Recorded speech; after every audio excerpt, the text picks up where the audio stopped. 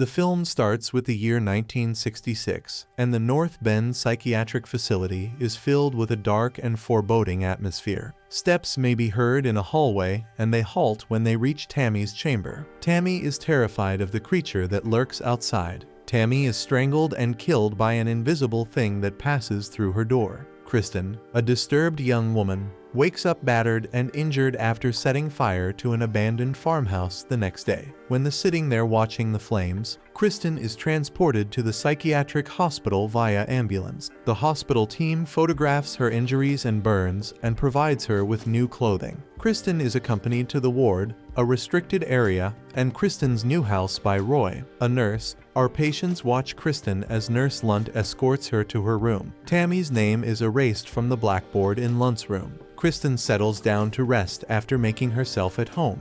Later, Kristen's blanket is yanked away from her. When she wakes up, she discovers it under her bed. She also discovers trinkets with carved lettering on them. Dr. Gerald Stringer, a therapist, notices Kristen sleeping on the floor the next morning. Lunt enters and wishes her a pleasant morning. She gives Kristen tablets to swallow. Instead, she walks right over to them. All of the patients in the common area stare at the new female. She meets Iris, Sarah, Emil, and Zoe. Roy then summons Kristen to her session with Stringer. Stringer asks Kristen whether she remembers what happened the day before in his office. Kristen can only recall the fire. Stringer shows her a photograph of her palm with the farmhouse's address. Kristen does not recall how she obtained the address or why she set fire to the residence. Stringer employs her to recall, but a tearful Kristen reacts angrily to his attempts to assist her. She then gestures to a one-way mirror with a camera recording them behind it. Kristen takes a sharp instrument from his desk while he's busy.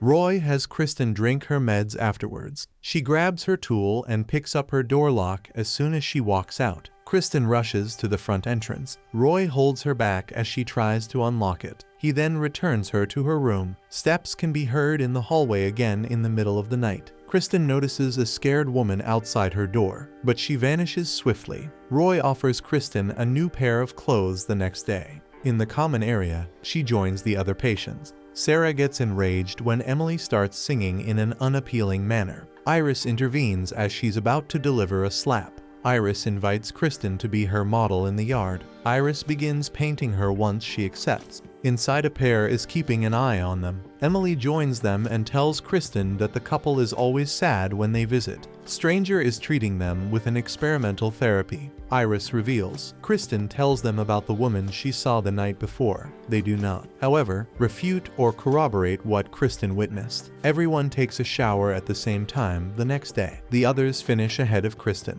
leaving her alone. The scarred woman grips her neck as she showers. Hearing her screams, Lunt rushes to her rescue. Kristen tells Lunt she saw a disfigured woman in the nurse's office. Lunt doesn't seem to believe her, so she gives Kristen a medicine to make her unconscious. Kristen awakens in a different room, bound and gagged. Lunt gets her ready for electroshock treatment. Stranger is compelled to use this strategy because the medication isn't functioning. Kristen's brain is fried, and the nurses return her to her cage, except for Kristen. Emily wakes her up, and they all eat breakfast. Following their meal, they congregate in the common area with Stranger, dressed as the Joker. Emily inquires about what they did to Kristen. Stranger tells a fib regarding the electroshock treatment. Emily is reminded of Tammy, who vanished and was never seen again. Tammy was the last person to leave the ward. Unknowing that she was deceased, according to Iris, Stranger then abruptly comes to a halt in their talk. Emily tries to cheer Kristen up after the session. Iris enters to inform Stranger that she'll have her final session with him. Stranger didn't say he would let Iris go, but she believes she's been cured. Stranger examines Iris' sketches during her session. His gaze is drawn to a sketch of a dark figure in the hallway. As a result, Stranger will not be publishing Iris just yet. This time, he'll take a different strategy. He pulls out a metronome and tells Iris to concentrate on the beat. Stranger then instructs her to visualize her home. Iris eventually nods out. Stranger tells the nurse to get Iris to sleep after the session. She, on the other hand, is nowhere to be found. Iris is strapped to a stretcher as screams in terror as she looks up to see who's pushing her. Iris' glasses are removed and she's stabbed in the eye by the ugly woman. Concerned for Iris' safety, Kristen confronts the girls and staff about her abduction, but no one speaks up. Kristen discovers Iris' sketchbook and goes through all of the drawings to find a depiction of a girl named Alice, and another painting of the ghostly figure who had previously attacked her, both with the name Alice Hudson at the top of the page. Kristen recovers the broken bracelet and reassembles the letters to form the word Alice. Kristen confronts Dr. Stranger and tries to persuade him that the ghost of Alice Hudson is haunting the girls. Dr. Stranger rejects the existence of a ghost and tells her cryptically that she must discover the answers for herself. Kristen confronts the girls about Alice, and Emily admits that Alice was a patient at the hospital,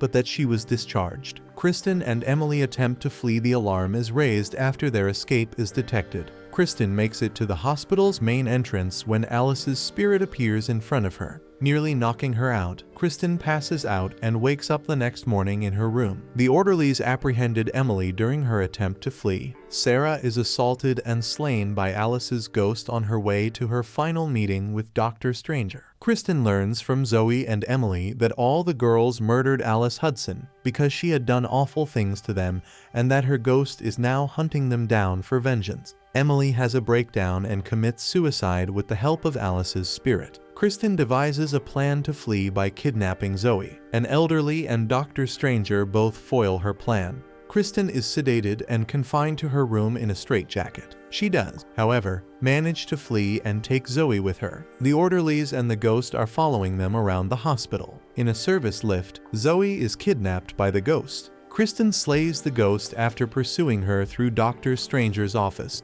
When Kristen returns to the office to hunt for Zoe, she discovers a file on Alice Hudson containing information about her treatments and the names of all the girls, including Kristen's. Kristen uses a sliver of glass to force Stranger to speak. Finally, he admits the truth to her. Stranger delivers Kristen a newspaper piece and introduces her as Alice. Alice was kidnapped as a child and held captive for 2 months in an abandoned farmhouse, the same one that numerous personalities. They've practically cured her after 7 years. Kristen was a thorn in Alice's side, and she created her to shield her other identities. But as Stranger had said, they were all destroyed in the end, and Kristen is next. For the final time, Alice appears from behind and strikes Kristen. They both then leap through a window after some time. Alice's parents come to see Stranger, and Stranger informs them that Alice had been cured. When Alice awakens, her parents are thrilled that their daughter has returned. Alice's belongings, as well as the bracelet that spells her name, are brought by Roy. Stranger inquires if she had any recollection of what had happened to her. Alice succeeds, and she will never have to flee her traumas again. Her parents are leaving in the meantime, and she'll be discharged in 3 days. As she prepares to leave the hospital, Alice packs a suitcase with her belongings. Kristen rushes at her when she opens the medication cabinet above the sink.